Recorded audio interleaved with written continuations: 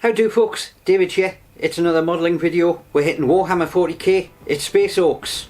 What else can I say? Alright, so the youngster has got himself entrapped in 40k and his Space Wolf force is coming along quite nicely and is growing at quite a rate. He needs an opponent. Now unfortunately most of the stuff that I have is Imperial as well.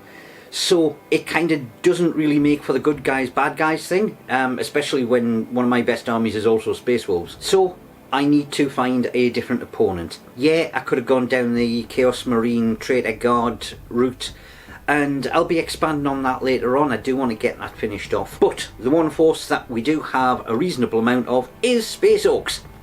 So to see what there was, I've done a quick inventory, and yeah, there's certainly a fair amount of troops. I've certainly got commanders. Elites not so much. There is a whole swag of fast attack stuff there, but the one thing that is seriously missing is heavies. So let's sort some tanks out for these lads. Alright, this is our starting point. As you can see, I have many moons ago already made a start on these. These are going to be Lungbursta tanks. I'll show you a quick pic of them. You only ever got them in epic 40k size, and this was back last century. They never did an upscaled version to 40k, which is a shame because it was one of the, you know, more normal looking tanks for Orks, and an ideal thing to take a dollar store tank and do a conversion of. As you can see, I have already removed the turrets off all of them. This one at some stage does need to be brought up to the same stage as these, with the front glyph and the sort of fuel tank on the back, and I've got some spare bits there to do that. But what I'll do is use this one as sort of like the modelling one to show you guys how I am going to convert this up into a Lungbursta and then add on the sort of gribbly bits afterwards. Now the big part of the conversion is creating a new turret, and the way that you attach this is realistically going to depend on, you know, what your particular tank that you've bought looks like. Now what I am going to have to do is I am probably going to make the back about there. I'm going to grind down these a little bit so that it sort of follows the edge of the track guard for the sides, and because it's a sloped front I'll probably bring it out to about here. Now there's a number of ways that I could do this. I could make a foam block and just pop it on, decorate it, but that means that it's going to have problems taking a spray coat and just melt. So what I am going to do is make an internal structure out of this core flute. Can't remember what it's called in other countries, but it's the, you know, stuff that they make signs out of. Nice and lightweight, nice and rigid.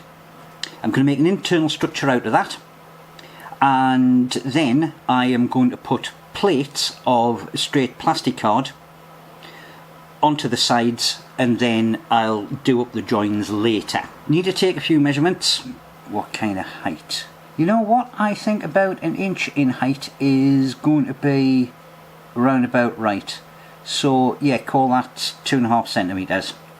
Sorry, I should have explained this. Okay, the way I am going to do the internal structure, rather than making it a box, which is going to be too difficult, I am going to make 2 across the centre of the body, 2 supports across the centre, 2 from front to back. We're going to interleave them like a noughts and crosses or tic-tac-toe board if you're in the US. Slot them together so that it forms an upright, and then I'll put the cladding on around it. So about that, and I'll do it on the other side, call it about that. Right, I'll get these cut out so that you can see how they're going to fit on. So that's enough internal infrastructure bits cut for all 3 tanks. Now what I should have said is I have made certain that sort of the long side that's going to sit flat is at right angles to the way the fluting runs. Now to cut the slots in these, I've broken out the Dremel grindy wheel because I want pretty much the full sort of extent of one of those flute tubes taken out of it. So I will start on a front piece.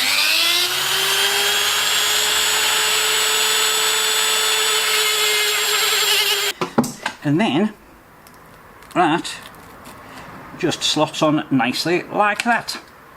Alright, so I'll get these all assembled and I'll do I'll just tack it with a bit of hot glue and then reinforce the joints with super glue, and then they will be ready to go onto the model. However, before I put the grinding wheel away, there are a few quick modifications that I want to do to this tank, or the chassis. You can see here it's going just a wee bit further out on that round bit than I want, so I want to grind that back, and I also want to grind just off the front piece of there. So I will get that done. You may or may not need to do that to your tank. Hey, it's just what I've got to work with.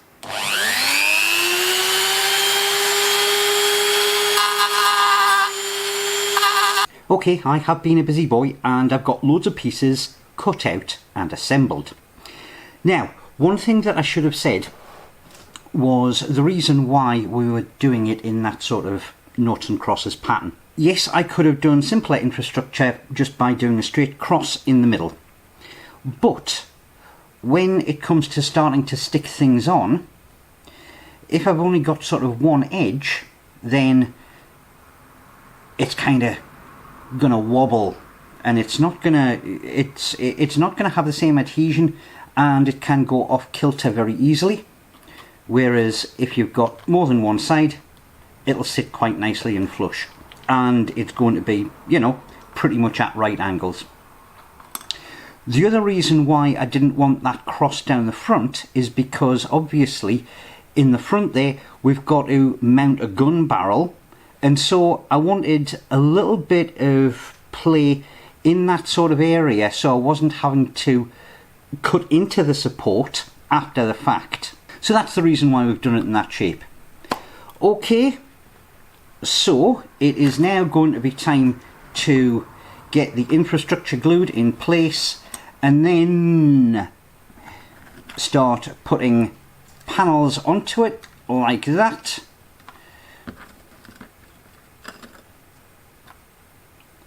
And yes, there are going to be gaps, but that is fine. I'll show you how to fill them in.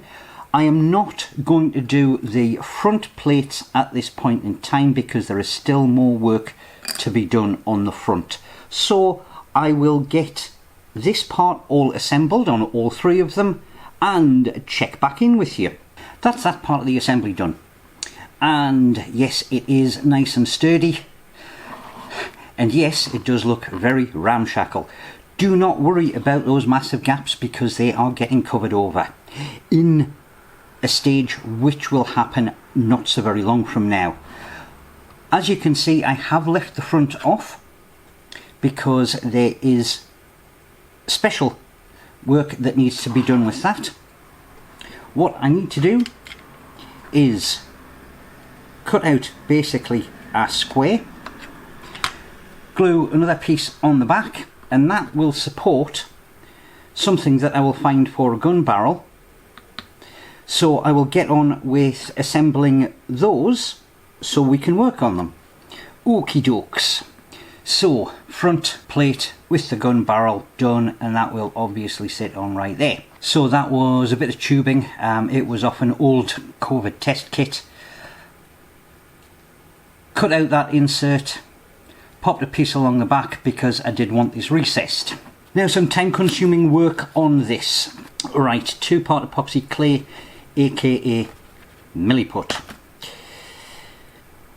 I've probably done too much here, but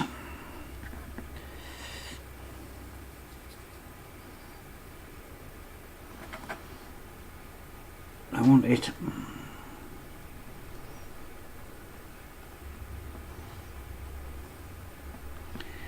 around the gun barrel.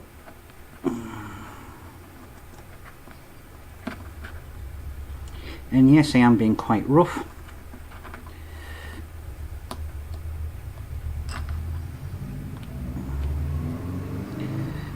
part of the reason I'm doing this is to get a bit better adhesion so that that barrel doesn't sort of pop off in the middle of a game.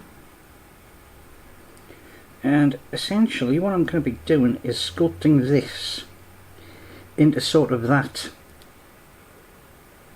kind of rubberized surround that you got on things like Yad Panthers, and then just use the blunt of a pencil just to sort of get those kind of foldy lines in it. A wee bit more of a clean up there, and that can sit and dry for a good little while. Okay, so that leather work around the barrels has been done, and they are going to need to sit for a good little while to set. I also had some spare milliput left over, so I've just quickly sculpted out a glyph plate that was missing off that other one. Now, while that is drying, we need to do something that is going to cover up these joins. And you have seen me do this before. Basically what I have is some thin card, just reclaimed packing material. It's thinner than the stuff that I normally use, so I can get away with just using a pencil for this, and I've got it on some scrap cardboard at the back, and I'm just going to press down. Doesn't matter if you go through, but try not to. You are essentially just after the impressions, and then when you turn it over you do have rivets. I'll take a quick photo so you can see it a little bit closer, because it is probably going to be quite hard to pick out on this camera. But what we need to do is large long strips of this stuff, and then I'll quickly show you what we are going to do.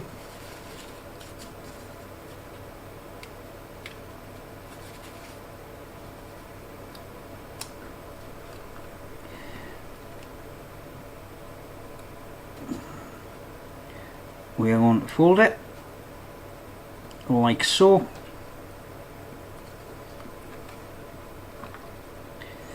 and then when it gets glued into place, that will very nicely cover over all of the joints, and we are essentially going to do all of the edges of the turret in that stuff. So I am going to well, carry on overnight. I will get lots of the riveting material done, give those a chance to set, and we'll pick it up tomorrow. Right, so the stage we are at is we've got all the trim on those turrets, and it's got to be said, it does look far neater. All of those gaps have been filled in. Now this is the one where realistically I can't show you, because depending on the toy that you are building from, it's going to be different, because obviously the top of the tank hull is going to be different on your model compared to mine.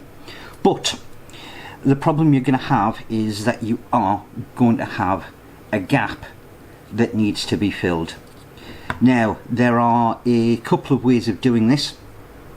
You can take pieces of this thin card and make them into sort of wider strips, sort of more like plates, and bring them all the way down and all the way onto the front. That is probably what I'm going to do. It may not fit absolutely brilliantly, but on the very bottom, what you can always do is reach for the milliput or the green stuff, just run a little bead along the edge, and then if you press it down, that will look like, you know, where they welded it. So for an Ork tank, it's not going to look as if the join is out of place. So I will get the gaps filled in on this. I will add more plates like I've just described in various places, just to you know, break it up, make them all look a little bit different. Chances are I'll put some hatches on, a few more greeblies here and there, and I'll show you them before they go off to a paint job. I have been a busy lad, and it's got to be said, my fingers and wrists are absolutely aching with doing all of those riveted pieces. I would say that if you're doing this yourself, probably keep it to one tank at a time, otherwise it's going to seriously hurt. But as you can see, there is an awful lot of additions being done, the gaps have been filled. Two of them have top hatches. One has a hatch on the back where the top hatch has been plated over, and one has side skirts on it, and all of them are looking a little bit different to some degree. But I am stopping there because there are two major gribbly pieces which are missing. On all of the models they have on the side, I think they're smoke launchers, and of course there is also exhausts to be put on. We will tackle the smoke launchers first, and for that we need a couple of offcuts of thick plastic card, some old sprue, and some plastic tubing. Now, here's some I've prepared earlier. Offcuts are really small. You want them less than the width of one of the tubes and not as long as. These tubes for the size of my tanks is about 1.5 centimetres, and I've got 3 pieces all the same size and a small piece of offcut sprue. And I'll show you how I'm going to glue them together.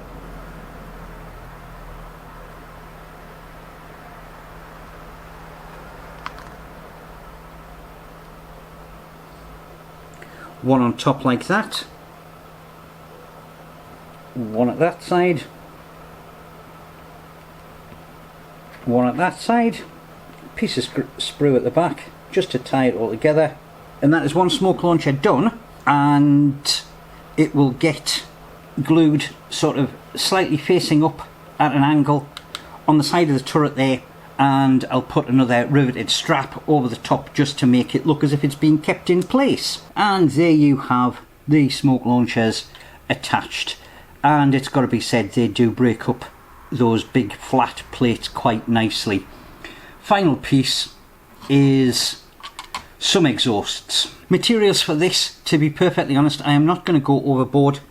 I'm going to be using some old round sprue. This was from a Gundam kit, and I've got various bits of plastic tube as well, and I can sort of fit them in together and glue them up. So I'll get some various lengths and various widths and make some exhausts and glue them on the back. The one thing that I would say is, if you can possibly get away with it, go for a nice curve, because that'll just look that little bit better when it's sort of like coming up out the back. I'll get on with that. And that is them all ready for their undercoat. I'm quite happy with those, but it's got to be said that it always looks far better once it's got that initial undercoat on, because all of those disparate pieces suddenly get sort of drawn together. I always love this stage. I've said that before, I'll say it again.